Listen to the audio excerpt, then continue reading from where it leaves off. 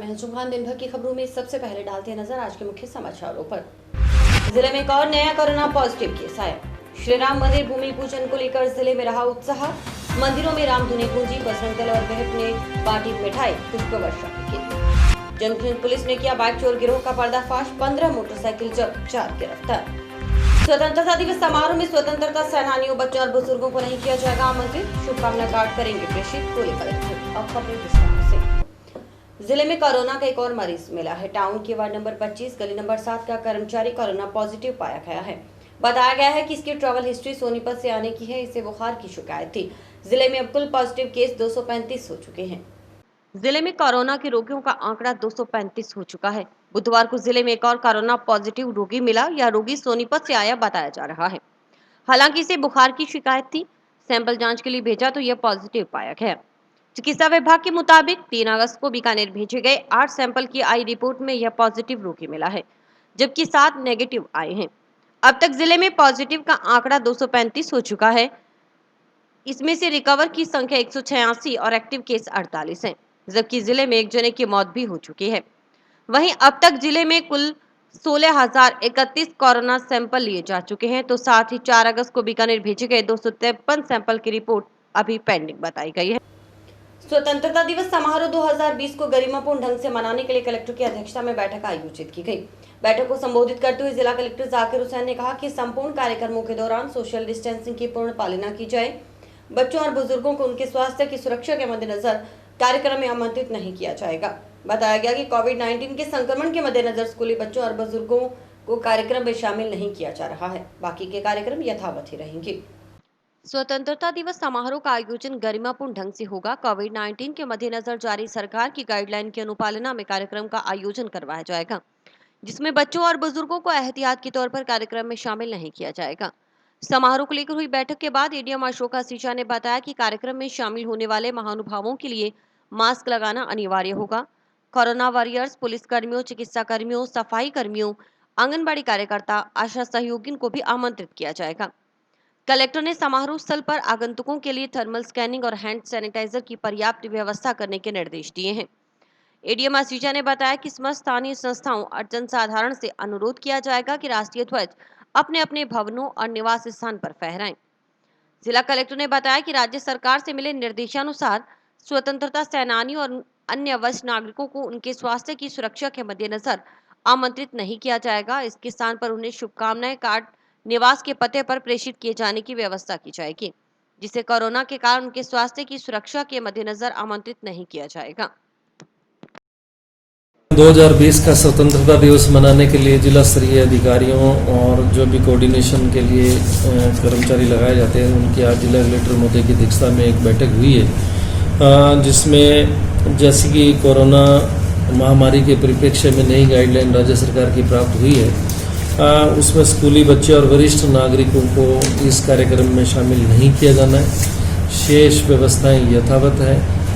कार्यक्रम को समारोहपूर्वक मनाया जाना है। पूर्व में जिस तरह की व्यवस्थाएं होती हैं, इन 2 बातों को छोड़ के स्कूली बच्चे और वरिष्ठ नागरिकों को सुरक्षा की दृष्टि से कि उनका स्वास्थ्य बढ़िया रहे कोरोना के परिप्रेक्ष्य में, बाकी सारी गतिविधियां यथावत रहेंगी और उसी अनुरूप स्वतंत्रता दिवस 2020 को हम समारोहपूर्वक मनाएंगे। जंक्शन थाना पुलिस ने बड़ी कार्रवाई करते हुए बाइक चोर गिरोह का पर्दाफाश किया है। पुलिस ने 4 जनों को गिरफ्तार कर चोरीशुदा 15 मोटरसाइकिल जब्त करने में कामयाबी हासिल की है। इस संबंध में एसपी राशि डोगरा ने प्रेस वार्ता कर जानकारी दी। जंक्शन थाना पुलिस ने बड़ी कार्रवाई करते हुए बाइक चोर गिरोह का पर्दाफाश किया है। पुलिस ने 4 जनों को गिरफ्तार कर चोरीशुदा 15 मोटरसाइकिल जब्त करने में कामयाबी हासिल की है। इस संबंध में एसपी राशि डोगरा ने प्रेस वार्ता कर जानकारी दी। काफी चोरी नकबजनियां भी बढ़ रही थी और मोटरसाइकिल चोरी की वारदातें भी बढ़ रही थी। पूर्व में भी हनुमानगढ़ पुलिस के अन्य थानों द्वारा, यहाँ चाहे वो टाउन हो, जंक्शन हो, भिरानी, रावतसर, भादरा, हर जगह नोहर पुलिस चोरी की गैंग्स पकड़ी गई हैं। और उसी क्रम में ये चोरियां जो रुक नहीं रही थी, तो वापस पुलिस ने टीम बनाकर, एडिशनल साहब, सीओ साहब के नेतृत्व में एसएचओ साहब ने टीम बना के इसमें काफ़ी अच्छा काम करके जल्द ही हमने एक और मोटरसाइकिल चोरी की गैंग पकड़ी और उनसे अभी तक 15 मोटरसाइकिलें बरामद की हैं। आगे भी और मोटरसाइकिलें बरामद करने की और चांसेस हैं। नहीं, ये दिशा निर्देश दे दिए गए हैं और इस पे पूरा और अनुसंधान किया जाएगा कि ये किसको बेच रहे हैं और ये कौन लोग हैं जो बिना पेपर्स के इनसे बाइक खरीद रहे हैं, या कोई मैकेनिक हैं या कोई इंडिविजुअल पर्सन है जो इस तरह की चोरी की बाइक कम दामों में खरीदते हैं, तो उनको भी मुलजिम बनाया जाएगा इसमें। तो क्या इनकी उम्र 24-25 साल के ये बाइक चोर हैं और वही मुझे लगता है कि नशा करने की प्रवृत्ति के आदी हैं, जिसकी वजह से ये इस तरह की बाइक चोरी करके सस्ते में इन्हें आगे बेच देते हैं। अयोध्या में श्री राम मंदिर के भूमि पूजन को लेकर जिले में उत्साह का माहौल रहा। शहर के राम मंदिरों को भी सजाया गया। वहीं शाम के समय घर घर घी के दीपक प्रज्वलित किए गए, मिठाइयां बांटी गई तो पुष्प वर्षा भी की गई। जिले में हर नागरिक में एक विशेष उमंग दिखाई दी। आपको बता दें कि जिले के गोगामेड़ी, घग्गर नदी सहित कई धार्मिक स्थलों से मिट्टी और जल भूमि पूजन के लिए अयोध्या पहुंचा है।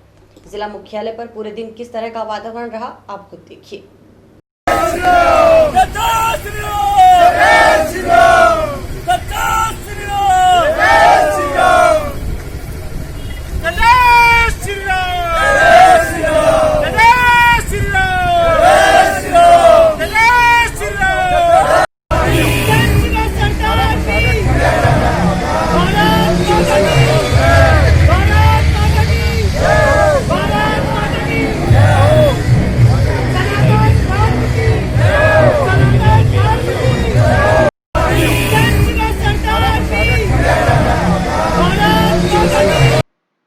अयोध्या में श्री राम मंदिर भूमि पूजन के साथ ही जिले में श्री राम जय राम की धुनें गूंजी।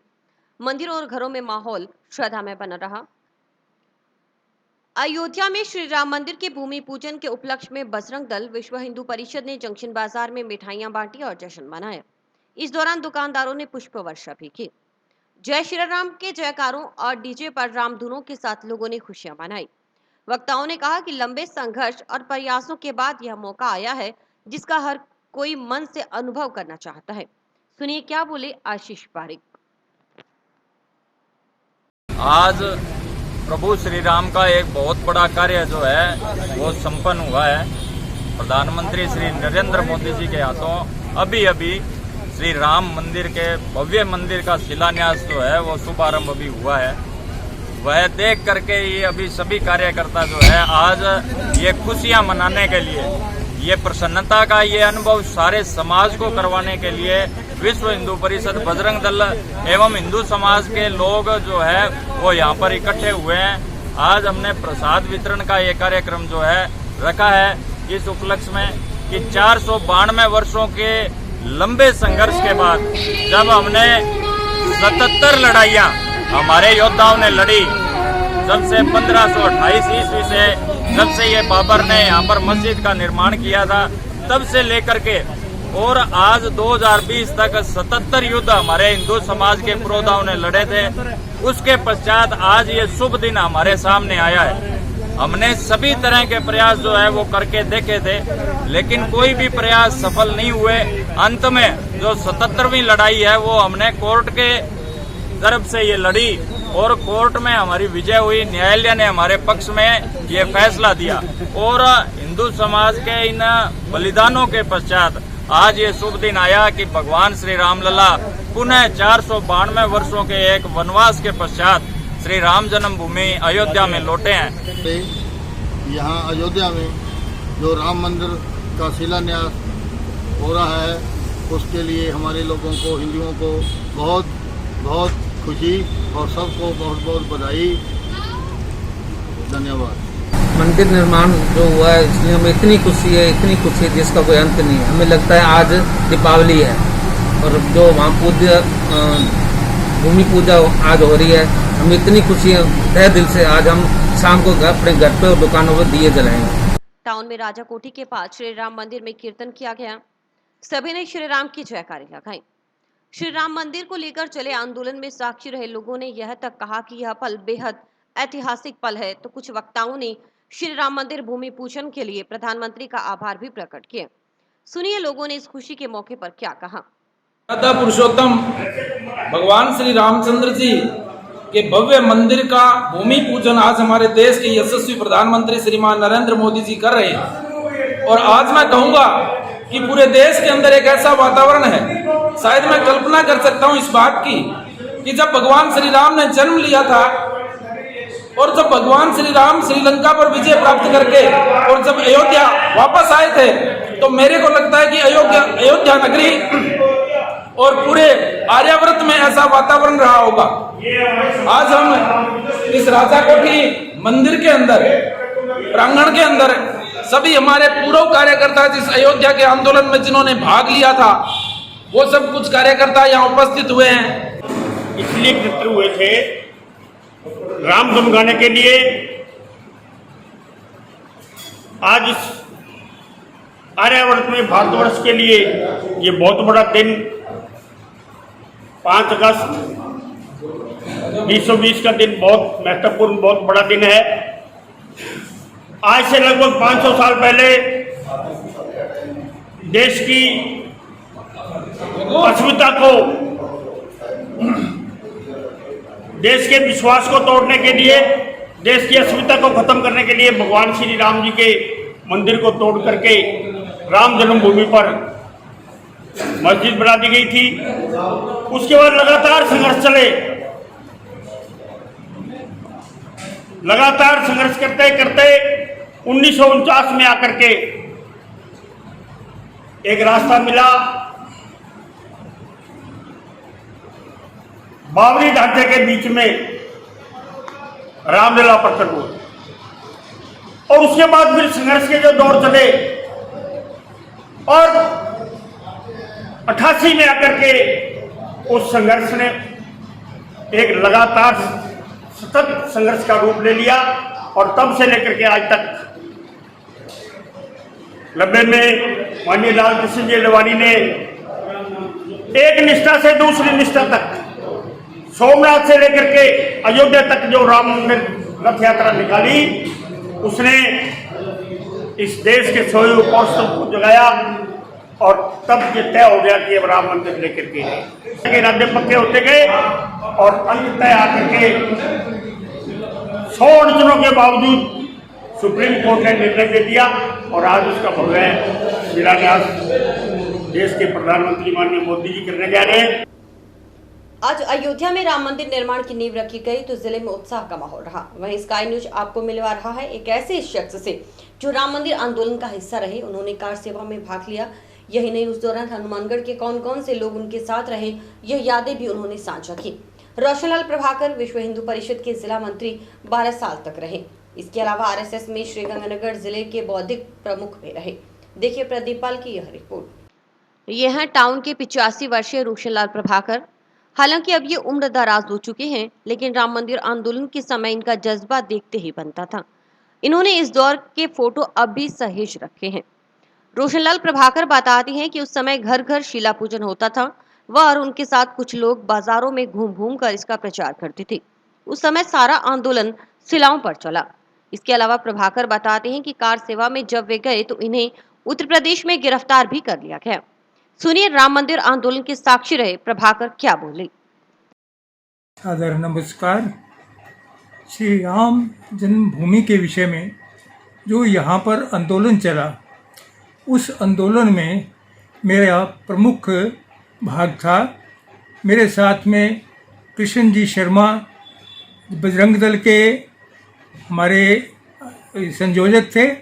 इसके साथ जंक्शन के चेलाराम जी सुमरानी क्लॉथ वाले वो थे। उसके साथ में और भी बहुत से लोग हमारे साथ जुड़े हुए थे। नगर के बहुत से लोग थे हमारे साथ में जब ये आंदोलन शुरू किया। सबसे पहले जो यहाँ पर राम शिलाओं का पूजन किया गया, तो घर घर के अंदर हमने उन शिलाओं को ले जाकर पूजन करवाया। एक बहुत बड़ा बाद में सारा कार्यक्रम जो है वो नई मंडी में करवाया, जिसमें शहर के प्रमुख जो व्यापारी थे उन सब लोगों ने आकर इनके उसका किया, जिसमें उसमें उसका शिलाओं का पूजन किया। तो इस प्रकार से ये सारा जो आंदोलन चला, उसमें उस समय यहाँ पर ये ऐसा था कि प्रदर्शन होते थे और उसके साथ साथ हम लोग जो है वो सारे बाज़ारों में के अंदर घूम घूम के इस विषय में प्रचार करते थे। इस प्रकार से सारा आंदोलन जो है वो उस समय शिलाओं के ऊपर चला। उसके पश्चात जब कार सेवा शुरू हुई तो उस समय बहुत से लोग हमारे साथ जुड़े। हमने यहाँ से 3 जत्थे भेजे। आखिरी जत्था जो है उस जत्थे के साथ मैं स्वयं था। 101 लोगों का हमारा जत्था जो है वो गया था कार सेवा के लिए। तो दिल्ली के अंदर हम उस समय जब वो हमारा साथ में दूसरे दिल्ली के लोगों और दूसरे सारे लोगों के साथ थे, तो विजय कुमार जी मल्होत्रा और हमारे इस समय जो है कालीचरण जी श्राफ, ये सब लोग उसके अंदर थे। तो हम लोग जाके हमें लोग रास्ते में जो आके उत्तर प्रदेश के अंदर ही जाके हमें अरेस्ट कर लिया गया। हम 3 दिन तक वहाँ पर रहे। तो जेल तो थी नहीं, हमें वहाँ पर एक धर्मशाला के अंदर छोड़ दिया गया।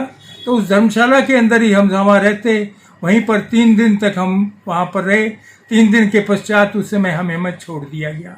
आंदोलन की मुख्य रूपरेखा जो है वो 1992 में ही बनी थी और इस प्रकार से ये शिलाओं का पूजन हुआ और ये सारा कुछ हुआ। ये सारी स्थितियाँ जो हैं उस समय बनी। अब उसके पश्चात इतने वर्षों के पश्चात अब जब ये आज 5 तारीख को वहाँ पर भगवान राम की जन्मभूमि पर एक उनके स्थान पर शिला, अभी जो प्रधानमंत्री नरेंद्र मोदी जी ने अभी जो है शिलाएं रखकर उसका जो उद्घाटन किया है, उससे अपार खुशी हुई कि ये देखो इस समय इतने समयों से जो लोगों का बलिदान दिया हुआ था वो आज फलीभूत हुआ।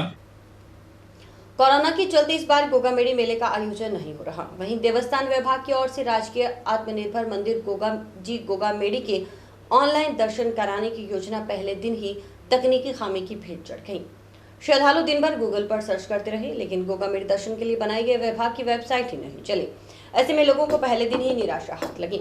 हालांकि अधिकारियों का कहना था कि तकनीकी समस्या दूर करने के लिए जयपुर से टीम बुलाई गई है।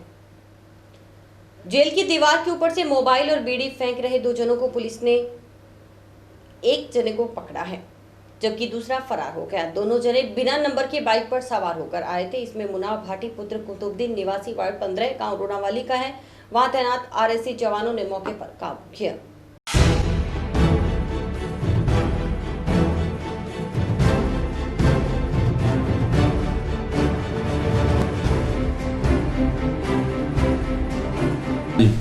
ये जी अपने हनुमानगढ़ में जो अपना जिला कारागृह है उसकी बाहर की 4 दीवारी की जो दीवार है बहुत छोटी छोटी है। इसका ये समाज कंटक है, बदमाश लोग हैं, उसका फायदा उठा रहे हैं। जेल में ये नाजायज सामान फेंकते हैं। इसी तरह से ये कल घटना घटित हुई। 2 लड़के जेल फाटक की तरफ से आए और जेल की पूर्वी दीवार के पास आके मोटर रोक के अपना वो सामान फेंकने लगे। तो जैसे ही सुरक्षा गार्डों ने देख लिया तो उसने सामान अंदर फेंक दिया, जिसमें मोबाइल 2-3 मोबाइल और देसाई बीड़ी के बंडल थे 6 एक पैकेट में, वो अंदर फेंक दिए। सुरक्षा कर्मी उनके पीछे भागे तो मोटर मोड़ते वक्त एक लड़का गिर गया, उसको तो सुरक्षा कर्मियों ने वहीं पे पकड़ लिया और दूसरा बिना नंबरी के मोटरसाइकिल का था वो भाग गया। तो उसको फिर अंदर जेलर साहब की पेश करके वो सुरक्षा शहर से दोनों तीनों फोन बरामद करके और उन्होंने अपने रिक्विजिशन के साथ यहाँ मुकदमा करवाने के लिए भेजा। तो उस पर मुकदमा कर लिया गया है, गिरफ्तारी कर ली गई है, बरामदगी उसकी पूर्व से है ही। आज उसका 2 दिन का पीसी रिमांड ले रहे हैं, क्योंकि घटना की तस्दीक वगैरह या वो साथ वाला कौन था ये पूछताछ करनी विशेष है। इस मुलजिम जो इसका नाम है मुनाफ खान सनफ कुतुबुद्दीन, जाति मुसलमान, उम्र 21 साल, ये वार्ड नंबर 15 रोडावाड़ी का रहने वाला है। पुरानी खुंजा में बने कब्रिस्तान की दीवार और सुंदरता का काम जन सहभागी योजना के तहत होगा। इसके लिए मुस्लिम सोशल एंड कल्चर सोसाइटी ने जन सहभागी योजना के तहत नगर परिषद को 1.5 लाख रुपए का चेक दिया है। इस पूरे निर्माण पर 15 लाख रुपए खर्च होंगे। श्रीगंगानगर मार्ग पर खुंजा में बने कब्रिस्तान की दीवार और सुंदरता के लिए मुस्लिम सोशल एंड कल्चर सोसाइटी ने नगर परिषद को 1.5 लाख रुपए का चेक दिया है। बुधवार को सोसाइटी के सदस्यों ने नगर परिषद की निर्माण शाखा में यह चेक जमा करवाया। इस बारे में वार्ड 5 नई खुंजा के पार्षद अब्दुल हाफिज ने बताया कि फिलहाल कब्रिस्तान की चारदीवारी काफी छोटी है, इससे आवारा पशु उसमें प्रवेश कर जाते हैं। इसके अलावा बारिश के दिनों में भी परेशानी होती है। आज चेक हमें मुस्लिम सोशल एंड कल्चर ने दिया है 1.5 लाख का चेक, जो हमने नगर परिषद द्वारा जमा करवाया, जिसमें हमें जन सहभागी योजना से 15 लाख रुपए का निर्माण करने के लिए मिलेगा। और जो हमारी समस्या है जिसके लिए दिया है, दीवार की समस्या है, कुत्ते वगैरह, गायें और गंदगी होती है वहाँ पे। जैसे हम निर्माण करवाएंगे जिससे कब्रों की भी व्यवस्था होगी, आगे मुस्लिम समाज के भी कोई कल को पार्क वगैरह जो लगाना होगा लगा सकते हैं। दीवार नहीं है तो आज वहाँ ढेरों गंदगी, गोबर वगैरह, कचरा वगैरह बहुत ज़्यादा है। इसलिए हमने 1.5 लाख का चेक जमा करवाया नगर परिषद को, जो हमें 15% बनता था हमारा। जैसे ही हमें 1.5 लाख दिया है और 15 लाख हमें मंजूर करवाएगी नगर परिषद और हमारा निर्माण कार्य होगा। कल को हम वहाँ फूल वगैरह लगा सकते हैं, कोई दिक्कत नहीं आती है। पेट्रोल डीजल की अवैध तस्करी रोकने को लेकर जिले में चल रहा आंदोलन अब स्थगित कर दिया गया है। प्रशासन के साथ हुई वार्ता में सहमति बनने के बाद यह निर्णय लिया गया। वहीं प्रशासन ने डीजल पेट्रोल की अवैध बिक्री रोकने के लिए संयुक्त टीम गठित की, जो छापेमार की कार्रवाई करेगी। जिले में पिछले कई दिनों से पेट्रोल डीजल डीलर एसोसिएशन का चल रहा आंदोलन स्थगित कर दिया गया है। हालांकि आंदोलन 7 दिन के लिए स्थगित किया गया है। दरअसल पेट्रोल डीजल डीलर एसोसिएशन का आरोप है कि जिले में पेट्रोल डीजल के रेट में 11 रुपए के आसपास का अंतर है। ऐसे में हरियाणा पंजाब से तस्करी हो रही है। इसके अलावा डीजल की कैटेगरी का बायोडीजल आदि भी बेचा जा रहा है। ऐसे में यहाँ स्थानीय पेट्रोल डीजल कारोबार से जुड़े लोगों का काम ठप हो रहा है। अवैध रूप से काम कर रहे लोगों की चांदी हो रही है। कलेक्टर के निर्देश पर बैठक हुई। इसके बाद यह तय किया गया कि एक संयुक्त टीम का गठन कर ऐसे लोगों के खिलाफ कार्रवाई की जाए। प्रशासन की तरफ से गठित की गई टीम जहां अवैध डीजल पर छापेमार कार्रवाई करेगी, वहीं सघन जांच अभियान भी चलाया जाएगा। इस टीम में डीएसपी रैंक का पुलिस अधिकारी, एक डीएसओ कार्यालय से, एक प्रशासन की तरफ से और एक सेल्टेस विभाग की तरफ से अधिकारी शामिल होगा। एडीएम अशोक असीजा ने बताया कि कलेक्टर के निर्देश पर एडीएम, एडिशनल एसपी, डीएसओ ने बैठक के बाद टीम का गठन करने का निर्णय लिया है, जो अवैध तरीके से काम करने वालों पर कार्रवाई करेगी। एडीएम साहब थे, डीएसओ साहब थे और एडिशनल एसपी साहब थे। जिसमें यह फैसला किया गया कि एक कमेटी का गठन किया जाएगा, जिसमें एक पुलिस अधिकारी होगा डीएसपी रैंक का, एक डीएसओ ऑफिस से होगा और एक प्रशासन की तरफ से और वेट्स एंड मेजरमेंट की तरफ से, सेल टैक्स की तरफ से, ये सभी अधिकारी मिलकर के उस कमेटी का गठन करके फिर गाँवों में जहाँ अवैध डीजल बिक रहा है वहाँ छापेमारी कर कर उनको रोका जाए। पेट्रोल डीजल एसोसिएशन वालों का ये कहना है कि ज़िले में चूँकि 11 रुपये के आसपास का अंतर है हरियाणा पंजाब का, तो वहाँ से तेल डीजल लोग तस्करी करके लाते हैं और यहाँ पे वो बेचते हैं। कुछ बायोडीजल के नाम पे, बेस ऑयल के नाम पे यहाँ पे डीजल ला करके डीजल की कैटेगरी का होता है उसको बेचते हैं। उनका ये आक्षेप था कि इससे स्थानीय जो पेट्रोल पंप हैं, जो भी इस व्यवसाय से जुड़े हुए लोग हैं, उनका बिजनेस ठप हो रहा है और जो अवैध रूप से काम करते हैं वो ज़्यादा बढ़िया काम कर रहे हैं। तो उनका ये मानना था कि डीएसओ साहब से, पुलिस से इसकी प्रभावी कार्रवाई करें। तो आज हम तीनों लोग जिला कलेक्टर महोदय के निर्देशानुसार, मैं एडिशनल एसपी साहब और डीएसओ साहब तीनों आज बैठे थे, उनसे वार्ता की थी। तो इसमें ये बात निकल के आई कि कई जगह ऐसी परिस्थितियां हैं जो खुले में इस तरह के कारोबार हो रहे हैं। तो जिला कलेक्टर महोदय के निर्देश है कि एक कंपोजिट टीम बना करके और सडन जांच कराएंगे और कार्रवाई करेंगे। नगर परिषद मुख्य कार्यालय तक आने वाली किला रोड अब सुंदर दिखाई देगी। इसको लेकर कार्य शुरू हो चुका है। खास बात यह है कि इस रोड पर आकर्षक लाइटिंग की जाएगी, साथ ही लाइनिंग और नाली निर्माण का कार्य भी होगा। इस पूरे काम पर 80 लाख रुपए खर्च किए जाएंगे। टाउन रोड से किले की तरफ नगर परिषद कार्यालय तक जाने वाली रोड की सूरत अब बदलने वाली है। यह रोड अब सीसी रोड बनाई जाएगी। इसका काम शुरू हो गया है। रोड के बीचों बीच में 8 मीटर चौड़ाई में सीसी रोड और साइडों में सीमेंट कंक्रीट के ब्लॉक्स लगाए जाएंगे। इसके अलावा किले की दीवार जो टूट गई थी उसे भी दुरुस्त करवाकर सेफ किया जाएगा। वहीं गंदे पानी की निकासी के लिए नाली निर्माण भी होगा।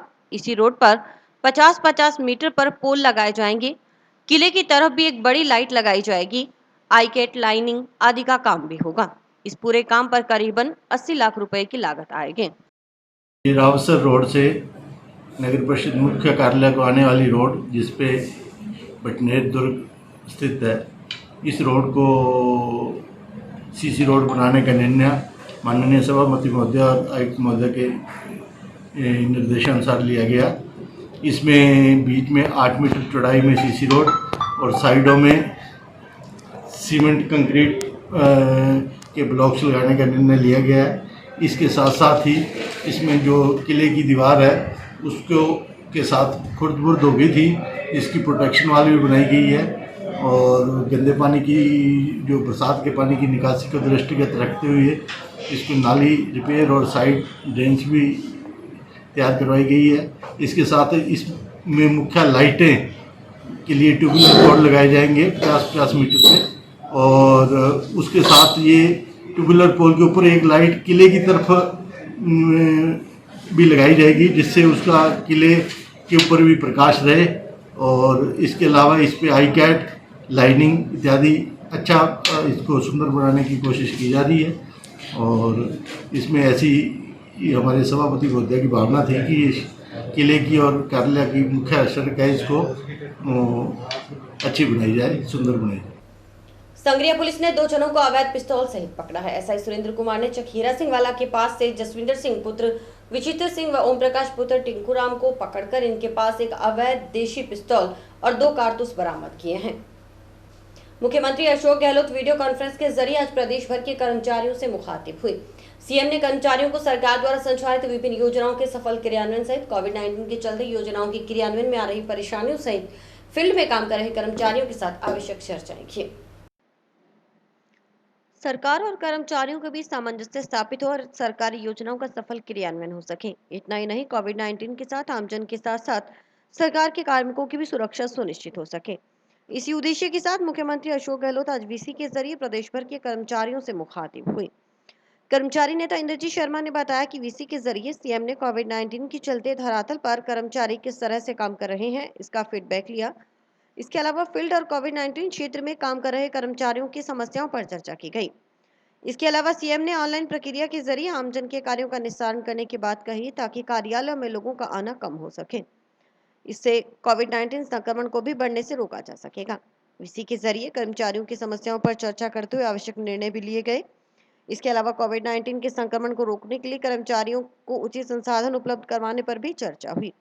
कर्मचारियों का कहना था कि वीसी के सकारात्मक परिणाम सामने आएंगे।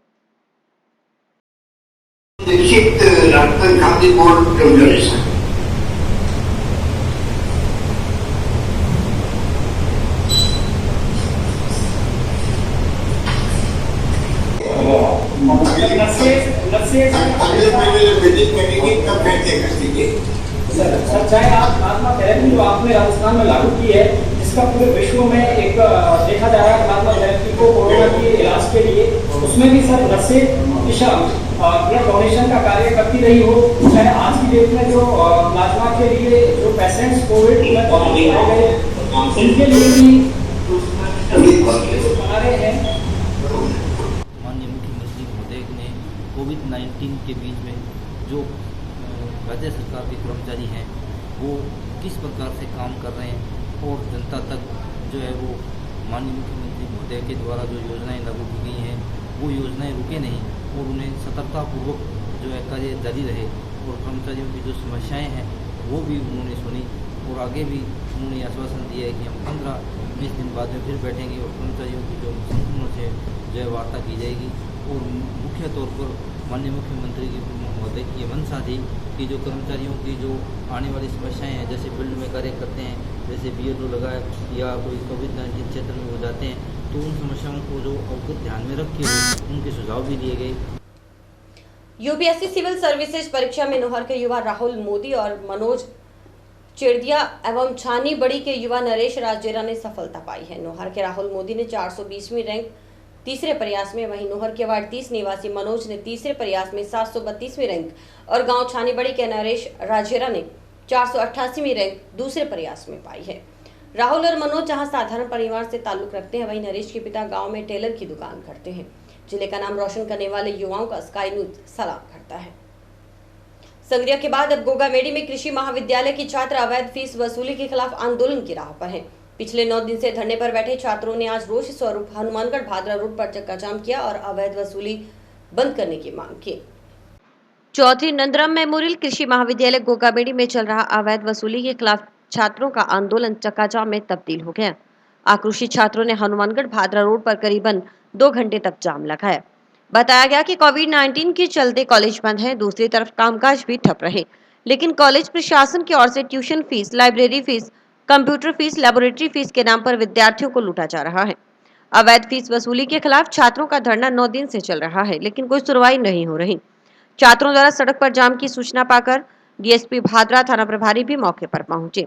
विद्यार्थियों की मांग है कि जब कॉलेज ही बंद है तो लैब, लाइब्रेरी आदि फीस विद्यार्थी नहीं देगा। आज लगातार 9 दिन से गोगामेडी में कृषि का विद्यार्थी चौधरी नंदराम मेमोरियल कृषि महाविद्यालय के आगे अवैध फीस वसूली के खिलाफ धरने पर बैठा है। इस कॉलेज के अंदर कोविड-19 को देखते हुए कॉलेज बंद है, फिर भी यह कॉलेज विद्यार्थियों से अवैध फीस वसूली कर रहा है। और कॉलेज के अंदर ना तो प्रिंसिपल है, ना कॉलेज के अंदर पूरा स्टाफ है, ना खेल ग्राउंड है, बड़ी रसीद, बड़े बड़े कैंटीन भी नहीं है, बड़े बड़े पर्चे निकाल करके विद्यार्थी से घर में दबाव डालकर फीस वसूलने का काम कर रहा है। आज विद्यार्थी लगातार 2 घंटे चक्का जाम किया, जिसके चलते आज डीएसपी भादरा, थाना प्रभारी भादरा और एसडीएम महोदय विद्यार्थी के आए हैं। अभी वार्ता अभी होने वाली है। हम कहना चाहते हैं कि जब तक कॉलेज बंद है तब तक फीस नहीं देगा विद्यार्थी, क्योंकि ट्यूशन फीस, लाइब्रेरी फीस और स्पोर्ट्स फीस, लेबोरेटरी फीस, ये फीस कॉलेज की होती है। जब कॉलेज बंद है तो हम फीस नहीं देंगे। और इसी के साथ समाचार समाप्त हुए। रोजाना देखते रहिए समाचार। नमस्कार।